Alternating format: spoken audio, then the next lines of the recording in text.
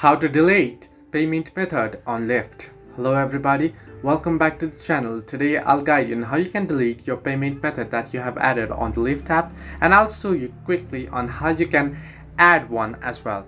You can simply open up your Lyft app and make sure you're logged into your account. Now once you're logged in, you'll get an interface like this, as you can see. Now currently it's unavailable in my region.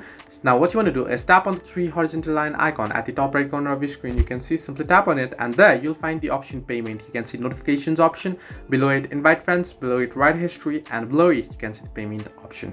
Simply tap on payment option. Now what you want to do is, here you can see the add payment method. If you want to add payment method, you can simply tap on add payment method and you can choose how will you like to pay, and you can add in your payment methods here.